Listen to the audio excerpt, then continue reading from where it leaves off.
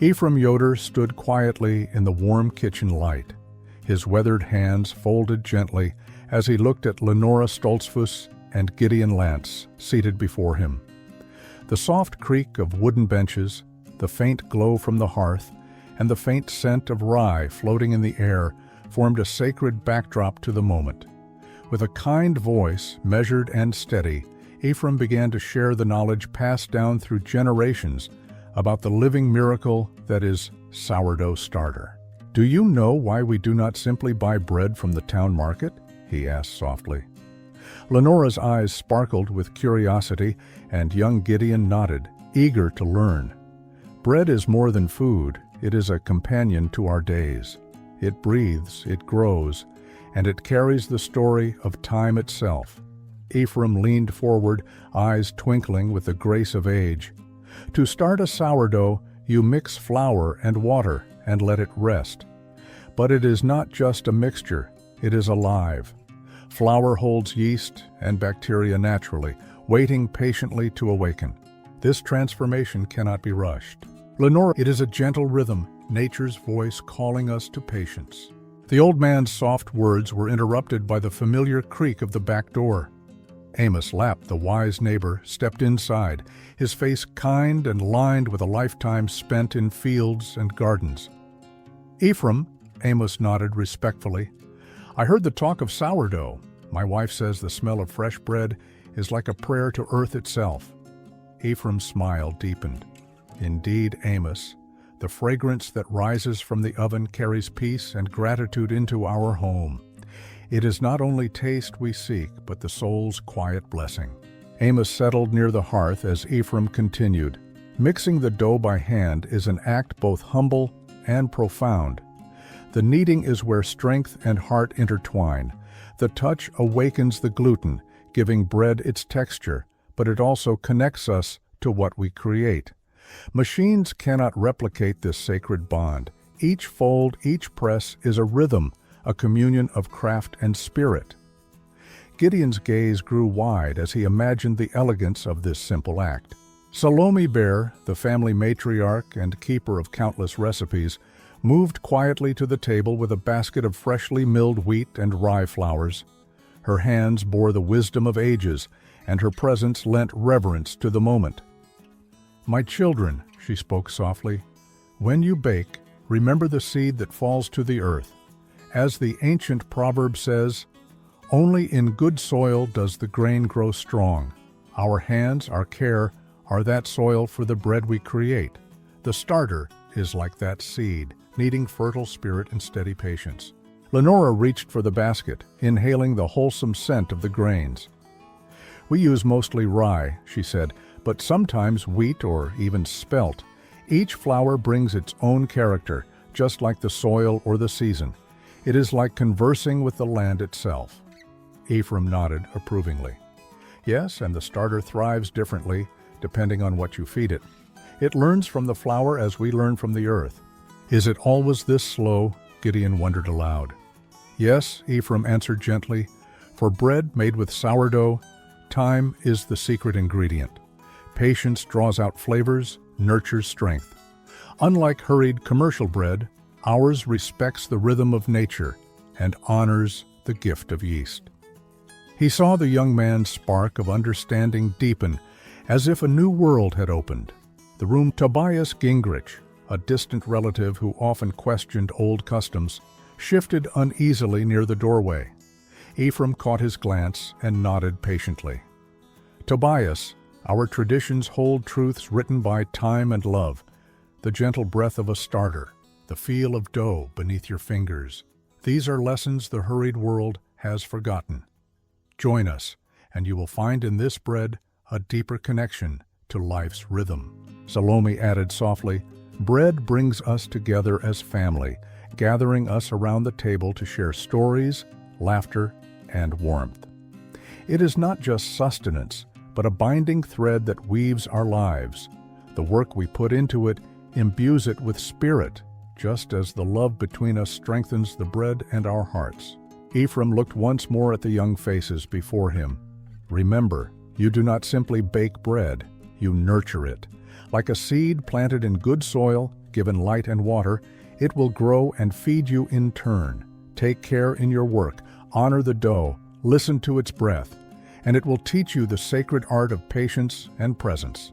The evening shadows lengthened as the lesson concluded, with the promise of warm ovens and quiet kitchens still lingering in the air.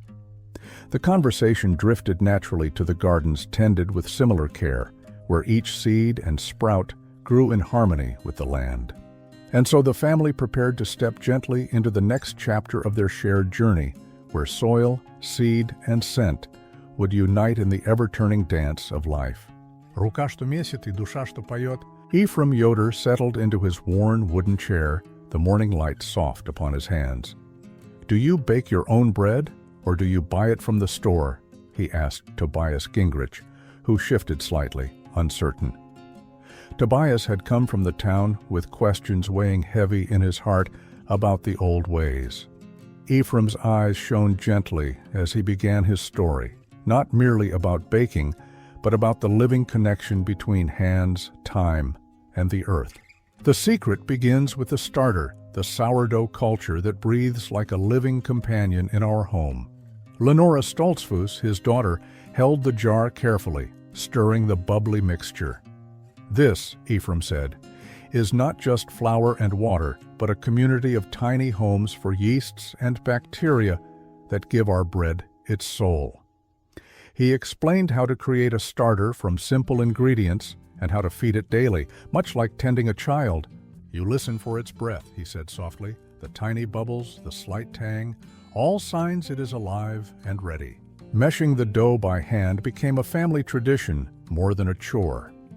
Gideon Lance, the young cousin eager to learn, rolled his sleeves and joined Ephraim. "Why not use a machine?" Tobias frowned. Ephraim smiled, the wrinkles deepening with warmth. "It touches more than gluten strands," he replied. "The rhythm of your hands kneading is a conversation with the dough. It teaches patience, invites mindfulness, and ties you to generations past who felt the same texture and pulled the same stretches in their humble kitchens. The exertion was a communion rather than work, a sacred ritual performed quietly with love. The aroma of baking bread soon filled their small home. Verena Fisher's voice, tender and serene, seemed to wrap around the room as if she narrated the invisible peace settling upon the household. Ephraim remarked how this scent was a balm for the spirit, a gentle reminder of security, of home. "When bread is baked with care," he whispered, "it holds not just flour and water, but the blessings of time and fingers that never rush, the essence of peace shared with all who gather at the table." Salome Bear, the grandmother with eyes sparkling from wisdom, contributed as she sat knitting beside the hearth. "There is an old tale that speaks to this truth," she said. "A single grain of wheat fell into rich, dark earth and refused to give itself quickly. It remained patient and rooted, waiting to sprout and grow strong." The family listened as she wove the story into the present moment, reminding them how bread is a symbol of faith, of waiting and nurturing, and of the harmony between earth and human hands. This parable brought warmth deeper than the oven's glow, embodying the patience and care essential not only in baking, but in life itself. Together, they reflected on how bread unites a family. The simple act of breaking bread became a sacred event. Gideon saw how his role was not just in learning recipes, but in embracing the spirit baked into each loaf. Verena's soft narratives helped guide Tobias's doubts into understanding. Through the shared labor at the hearth, the family became more than a household.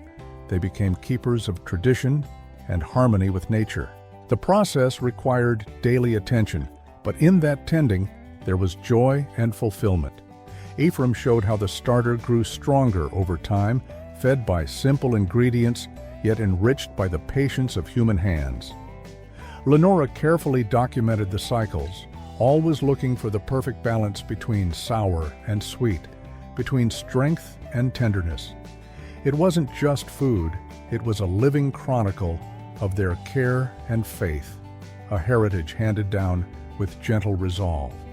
Every loaf tells a story, Ephraim said, pressing the soft dough into a round form.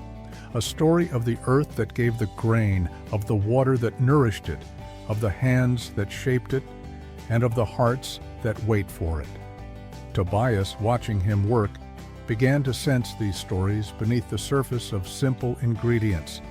It was not about speed or efficiency, but about reverence for each step, for every breath drawn by the starter, and for the countless hands that had done this before him. As the oven door closed with a soft thud, Salome shared more wisdom about the cycles of nature. Just as the grain must fall and rest before rising, so must we have patience in everything. The earth teaches us humility and timing.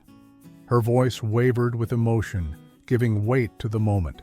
It was as though the old wisdom were being breathed anew into the family's daily life, weaving faith and love into every crumb.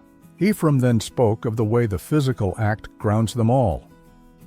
To knead bread is to engage fully with the present, to leave behind distractions, and to offer your full self to this humble task.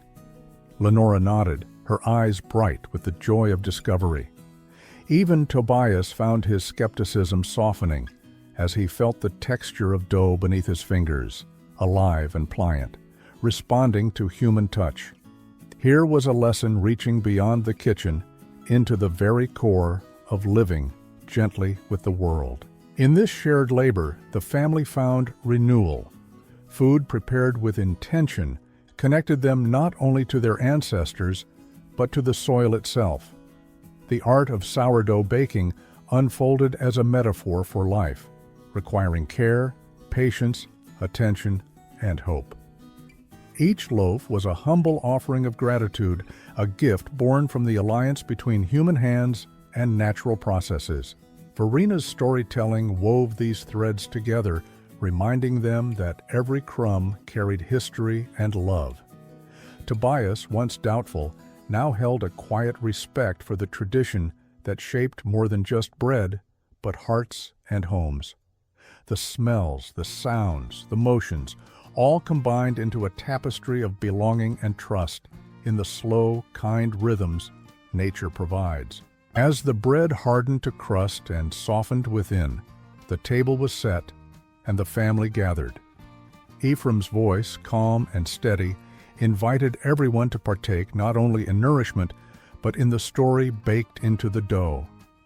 By breaking bread together, they honored the earth, the past, and each other, weaving a bond that needed no words, only shared presence. The soft crackle of crust breaking echoed with generations of love and care. Lenora smiled as she passed the slices, knowing this simple act carried deep meaning far beyond hunger. Gideon caught Tobias's eye, a silent message passing between them, a new understanding blooming like the grains sown in spring's rich soil. And as the warmth of their hearth settled over the room, Ephraim spoke gently, hinting at the next part of their journey, the tending of the garden itself, where from seed to harvest, the blessing of hands and heart would continue to nourish. The harmony between earth and family promised many lessons yet to come, stories waiting patiently to be told. Хлеб как символ единства и благодарности, Ephraim Yoder sat at the worn wooden table, his hands resting gently atop a lump of warm dough. Around him gathered Lenora Stoltzfus, his curious daughter whose eyes sparkled with the thirst to learn, and Gideon Lance, their young cousin eager to understand the secrets held by nature and tradition. Verena Fisher's soft voice wove through the room like a gentle breeze as she began to speak, setting an intimate tone that invited all to listen closely. Have you ever wondered what makes homemade bread so much more than just food? It is time and patience, mixed with the rhythm of the hands that shape it, that breathes life into the dough, she said tenderly. Ephraim's gaze drifted to a small jar nestled on the shelf, the living reminder of countless generations, the sourdough starter. To begin your bread, you must respect the starter, he explained, for it is not simply flour and water, but a living culture, a gift from the days past. Feeding it with care every day is like nurturing a child, This starter, once set, requires warmth and attention. You listen for its bubbles, its gentle rising, and you feel its heartbeat just beneath the surface. Lenora gently touched the jar, as if honoring the unseen life within. It is the time given, Ephraim continued, that allows the starter to ferment, transforming simple ingredients into something magical. It is not the rush of modern life, but the patience to wait and the hands willing to work that makes this bread divine. Amos Lapp, the wise neighbor with sun-weathered skin and fingers stained from tending his garden, nodded in agreement. "My wife and I keep a starter from her grandmother's lineage," Amos shared. "It's like a bridge, connecting us to the earth and those who came before." The act of kneading, Ephraim said softly, held its own sacred rhythm. When you press the dough with your hands, you do not simply mix flour and water. You give a part of your spirit to the bread. This manual labor is a kind of prayer, a communion with the grain that once swayed in the wind. The muscles in your arms tell you a story, one of patience and love, strengthening your soul as much as the dough. Lenora's hands moved carefully, guided by Ephraim's steady instructions. "Feel the texture change, the elasticity grow. It is alive because of you." Salome Bear, the revered grandmother and keeper of recipes, added softly, "I recall a story my mother shared about a seed that found a good home. It fell into soil rich and dark, received rain and warmth, and became a strong stalk. Just so, the grain becomes bread when given good care, and the hands that tend it bring it to fullness. Bread nourishes more than the body. It feeds the heart." Her eyes twinkled with the wisdom accumulated over 80 winters, reminding everyone present that food is a gift wrapped in stories and love. The fragrant aroma of baking bread soon filled the household, wrapping each corner with a warm embrace. Tobias Gingrich, a distant relative visiting out of curiosity and some skepticism, inhaled deeply. "I never thought much about bread this way," he admitted with a tentative smile. "But now I see it is more than sustenance. It is peace and gratitude shaped by time." Verena responded gently. "When the bread bakes, the scents are like a quiet hymn, inviting the family closer. It calls us to sit at the table together, to share more than food, to share life itself." In the glow of the oven's light, Gideon watched the bread rise, learning the silent language of the dough, learning about the rhythms of patience and care. He understood now why this simple ritual had endured through generations. It was a lesson in living gently, in honoring the earth and each other. As Salome cut a warm slice and passed it around, the family's smiles grew wider, hearts fuller. Here was the true power of bread, an unspoken bond, weaving family ties stronger with every crumb. Ephraim's voice lowered almost to a whisper, carrying the weight of many years. "Remember, bread is the earth made visible. It reminds us to slow down, to be present, and to cherish the gifts we are given. In kneading and waiting, we become part of a legacy that never fades." Lenora looked up with reverence. "I want to keep this tradition alive, learning from you and from the earth itself." Tobias shifted in his seat, his earlier doubts softened by the sincerity in the room. Verena's storytelling lingered in the air like a gentle mist, wrapping each listener in a sense of belonging. "Let this bread be a symbol of unity," she said, "one that honors the soil, the hands who labor, and the love that sustains us. When you break bread together, you do more than satisfy hunger. You create a sacred space where hearts meet and gratitude blossoms." The family bowed their heads in quiet thanks, feeling the deep connection to something timeless and profound. As the evening drew on and the last crumbs were shared, Ephraim looked around the room, his heart at ease. He saw Lenora's earnest expression, Gideon's newfound respect, and even Tobias's gentle nod. Outside, the garden whispered its quiet blessings, tended by Amos's careful hand, thriving under the same principles guiding their bread. The cycle of life and labor, of giving and receiving was complete in this simple act. Tomorrow, the earth and the family would wake to the same sacred rhythm, ready to nurture and be nurtured again. With the last rays of daylight fading, Ephraim rose, his voice steady and full of hope. Now, as we carry this wisdom forward, we prepare for the fields and seasons ahead. The bread today was more than nourishment. It was a lesson in patience, faith, and the unseen ties that hold us together. Come, let us step outside and tend to the garden, where the first seeds of tomorrow's bread rest quietly beneath the soil. With that gentle invitation, the family moved out into the twilight, united not only by their work, but by the shared spirit of harmony with the land and each other.